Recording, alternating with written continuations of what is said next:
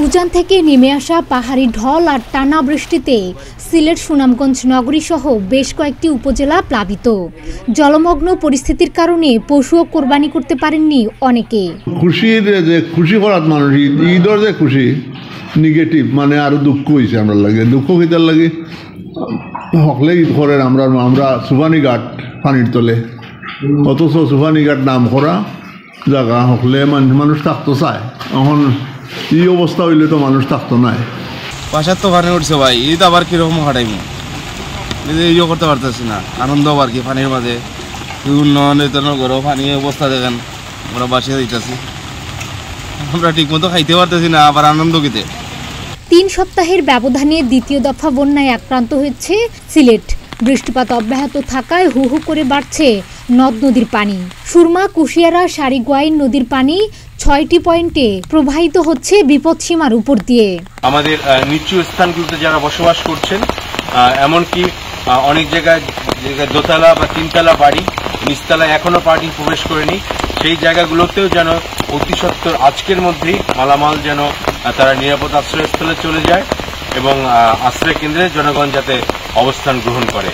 প্লাবিত হয়েছে সিলেট মহানগরের সব নিচু এলাকা, বিশেষ করে শাহজালাল উপশহর প্রায় পুরোটাই পানির নিচে। মহানগরের মধ্যে অনেক প্রধান গুরুত্বপূর্ণ সড়কে উঠেছে পানি। এদিকে সুনামগঞ্জের সবকটি নদ নদীর পানি প্রবাহিত হচ্ছে বিপদসীমার উপর দিয়ে।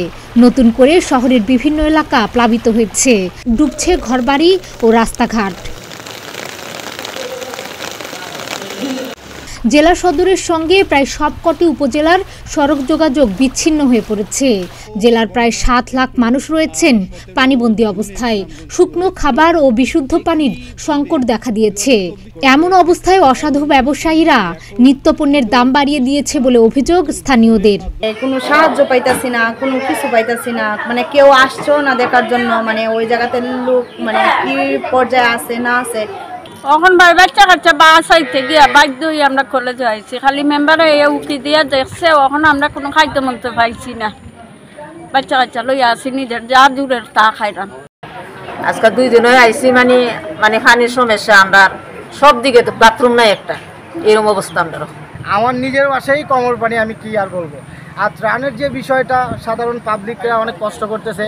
একটা ঈদের জন্য অনেক আনন্দ ছিল, বাট ঈদটাই মাটি হয়ে গেছে সবার। সুস্থই পাওয়াও গেছে না, মানুষ বড় অসহায় আছে, এই অবস্থায় মানুষ কষ্ট আছে।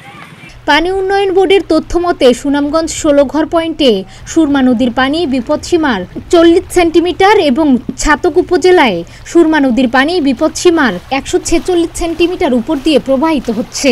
উজানে যদি খুব বেশি বৃষ্টিপাত না হয়, অর্থাৎ 200 মিলিমিটারের নিচে যদি বৃষ্টিপাত থাকে, তাহলে বন্যা পরিস্থিতি তেমন একটা অবনতি ঘটবে না। কিন্তু যদি এর চেয়ে বেশি বৃষ্টিপাত হয়, সেক্ষেত্রে বন্যা পরিস্থিতি অবনতি ঘটতে পারে।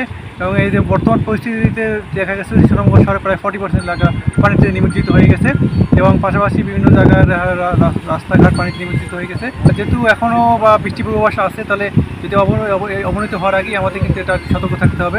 আগামী 2 দিন সিলেট অঞ্চলে মাঝারি ধরনের ভারী থেকে অতি ভারী বৃষ্টির পূর্বাভাস দিয়েছে আবহাওয়া অধিদপ্তর। ডেস্ক রিপোর্ট, প্রতিদিনের বাংলাদেশ।